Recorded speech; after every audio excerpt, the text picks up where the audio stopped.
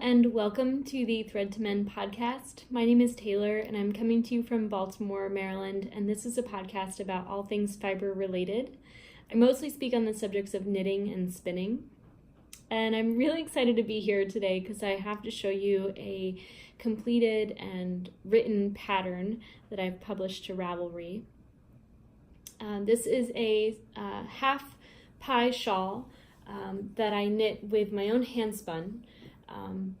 The yarn is chunky weight yarn, knit about 3 stitches to the inch, and I made this in less than a week. I just sat down on a Sunday night and knit till my heart's content and just wrote the pattern down as I went. The fiber is Jacob fleece that I got from a local resident of Baltimore who I met on Ravelry. The fiber was bought at, I think, the Michigan Wool Festival, and it was machine carded. So it is a woolen spun. It's kind of a woolen, it's kind of a worsted-ish woolen spun yarn. And I'm just really excited that I have knit with my own hand spun into a finished garment that I also designed. So that is a first for me. I most often wear it kind of over the shoulders like this. It's just so much warmer that way when you have it over your back, shoulders, and arms, chest. So I'll do that as I continue to record. Yeah, so it's just these simple lace panels. It's like a 2-row repeat with some stockinette thrown in there for simplicity. Really easy to do. I would recommend it for any new lace knitter. I've only knit like one other project that ever had lace in it, so if you're intimidated by lace, I think this is a really great beginner lace pattern. And because it is a chunky yarn, it knits up really, really fast. I'd say the hardest part of the pattern is just the patience of casting on 300 or so stitches. I cast it on and counted, I think, 5 or 6 times before I started knitting the first row. I started knitting the pattern in a 1 size needle, and then I went up to a smaller size needle about here, and then switched to even smaller for the rest, just to do kind of my gauge swatch as I knit and as I designed. I could have knit the whole thing in a loose gauge, but I wanted to make sure I wasn't using up too much yarn. So I went a little smaller as I designed. And I included that all in the pattern so that you can knit this exactly as I did. Or I'm sure you could simply use 1 needle size throughout for simplicity. And it would probably have minimal impact on the look. I kind of wanted to make sure, like, have a little insurance that it'd be kind of frilly, and like nice and loose at the bottom. So I've been wearing this day and night. I sleep in this every night. It's just so cozy and warm and squishy. So I'm really happy that I have this. And it's nice to have a neutral kind of accessory that I can throw on with anything that's both kind of casual and fancy. So yeah, I'm calling this the Feral Shawl. I care for a lot of feral cats in our neighborhood, and I just adore them. I feed them twice a day, and they're all TNR'd, and I spend a lot of more time with them in my personal hours at home than I do humans.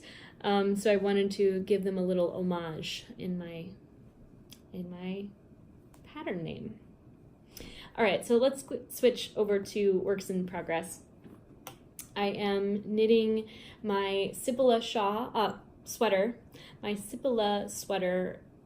pattern by Caitlin Hunter. This is knit with O-Wool's O-Wash fingering yarn in the honey colorway, and Little Lion Head knits in the contrast color. It is a 4-ply, I think, merino nylon sock, kind of 4-ply sock fingering weight yarn. And this is really soft, really light. I'm really enjoying this, and I'm excited to knit the sleeves later on this evening. I'm also knitting Andrea Mowry's Harlow Hat. I'll be done with this very soon, I hope. I need a hat for this winter. So this is the side I plan to wear on the inside, and then the outside is actually the wrong side. I plan to wear it outward facing in that way. It is reversible with a kind of like reversible cast on edge.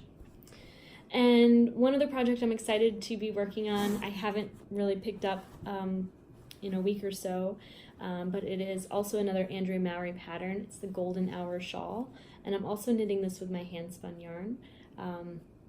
They're all Cormo yarn. The light brown was naturally dyed with black walnuts, and the darker gray is a natural black and white blended to make a slightly marled yarn, to give it an interesting kind of color effect. And then the next few sections I'll be casting on the natural white. So this shawl is going to lighten up a whole bunch in the next few weeks. And I'm really excited about this too. I love that I'm knitting up my hand spun now, to really get to know it and know, how might I change the way I spin in future projects as I get ready for my Nightingale sweater spin ahead. I really want to work with the yarn that I've spun and get to know it and find new ways to change it and, improve on my spinning. I think that I'm going to really attempt to lighten my my yarn, kind of make it less dense, a little less overspun so that it can hold a little bit more air. So yeah, I'm just really excited to knit and spin. I haven't spun in a short while. I think since my last episode I haven't spun at all. I've been knitting a lot though, or as much as I can. Probably not a lot by former standards. I have a new job that it's quite demanding in the weekdays. I spend, 9 to 12 hours each day working, so I'm really grateful to have knitting to come home to, sort of as a refuge, and I'm excited that I have this platform to share it with you all. I think I'm going to leave. I guess I have one more thing to share. I just bought yarn for a Christmas sweater. I don't know that I'm going to have a chance to even really knit this sweater before Christmas, but I promised this person I would. My brother-in-law is an arborist. He spends many hours in the winter months outside, and I'm going to make him a Let Lopey sweater. Probably one of the warmest wools that I've knit and worn. And this is the medium gray, and this is the ash gray. And I'll be knitting a Icelandic yoke sweater for him this Christmas. And that's it. That's all I have to share this week. I'm kind of losing my voice because I've attempted to record this episode many times, and my microphone is not working, so I'm recording this from my new phone camera, hoping that the audio quality is as good, if not better, than any other option I have right now. So it looks like maybe my microphone is no longer with us anymore, but so it goes. If you have not yet already found me on Ravelry or Instagram, you'll find me on each of those platforms as Taylor E. Owen, and feel free to like and comment below to this video so that, I love hearing from you. Each time I see a comment, I read it almost immediately. I try to respond as soon as I can. And it's just so great to, stay connected on this platform. I really do enjoy it. So I hope you have a great week, and I'll see you all soon. Take care. Bye-bye.